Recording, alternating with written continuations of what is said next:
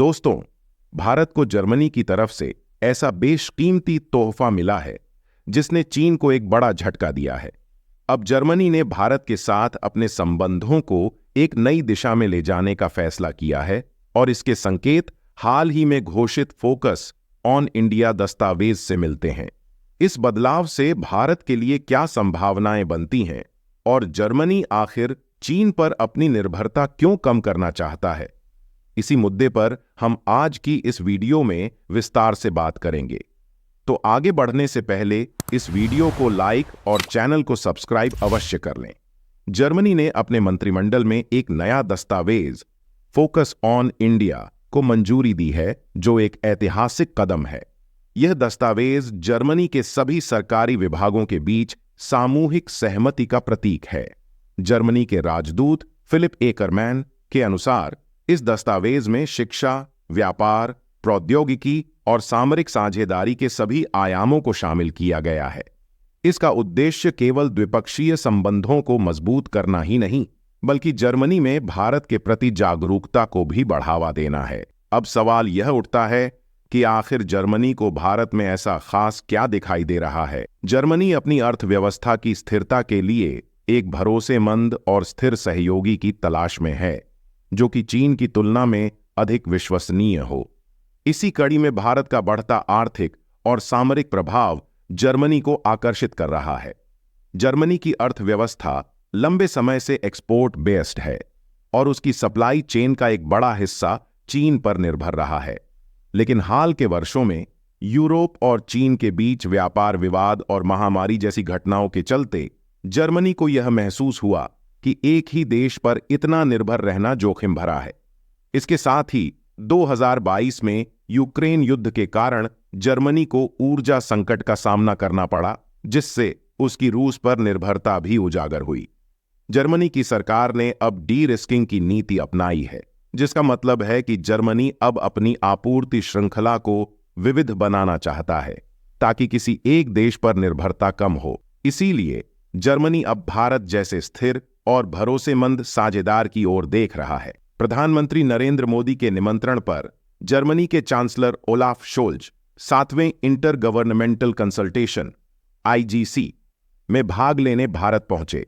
इस उच्च स्तरीय बैठक में दोनों देशों के मंत्री और विशेषज्ञ अलग अलग विषयों पर चर्चा करते हैं और अंत में प्रधानमंत्री और चांसलर को अपने विचार विमर्श का निष्कर्ष प्रस्तुत करते हैं।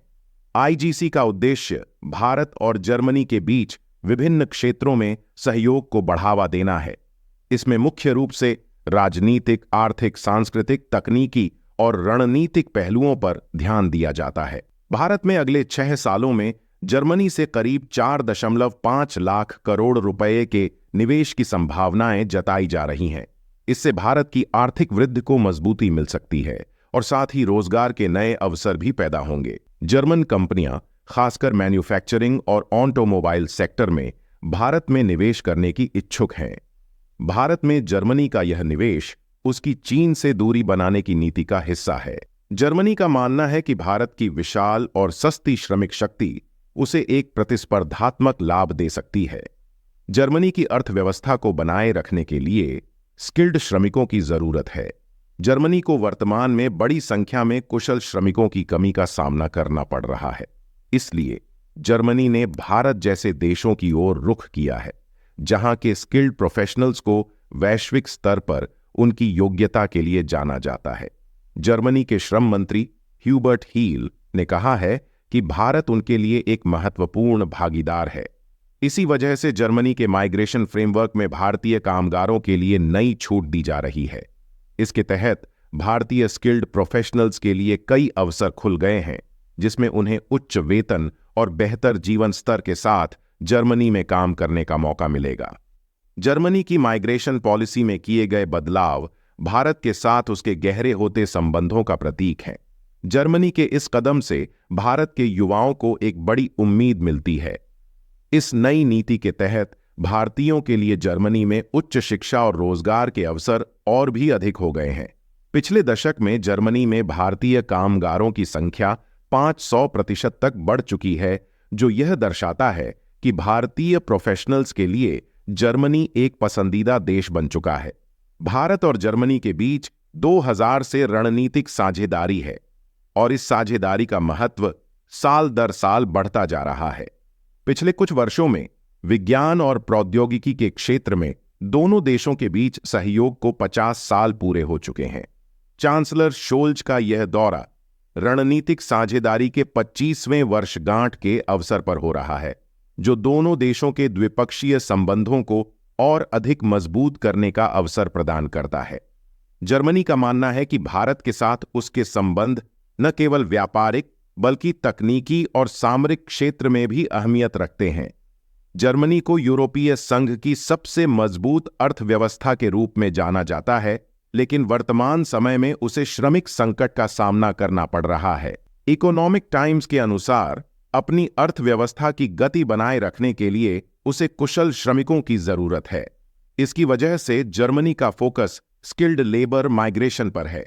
जर्मन कंपनियां अपनी प्रोडक्टिविटी को बनाए रखने और अपनी अर्थव्यवस्था को स्थिर रखने के लिए योग्य भारतीय कामगारों की भर्ती कर रही हैं। अब सवाल यह है कि क्या भारत को जर्मनी के इस प्रस्ताव को स्वीकार करना चाहिए? भारतीय प्रोफेशनल्स के लिए यह निश्चित रूप से एक सुनहरा अवसर है, लेकिन इसके साथ साथ हमें अपने देश की कुशल जनशक्ति की जरूरतों का भी ध्यान रखना होगा। दोस्तों, यह फोकस ऑन इंडिया दस्तावेज केवल एक दस्तावेज नहीं, बल्कि एक संकेत है कि भारत का महत्व वैश्विक स्तर पर किस तेजी से बढ़ रहा है। जर्मनी जैसे देश का यह फैसला दर्शाता है कि भारत न केवल एक आर्थिक साझेदार है, बल्कि एक रणनीतिक साझेदार भी बन सकता है। आपकी इस बारे में क्या राय है? क्या भारत को जर्मनी के इस प्रस्ताव को स्वीकार करना चाहिए? हमें अपने विचार कमेंट में जरूर बताएं और ऐसी ही भारत से जुड़ी अंतर्राष्ट्रीय खबरों के लिए इस चैनल को सब्सक्राइब करना न भूलें। जय हिंद, जय भारत।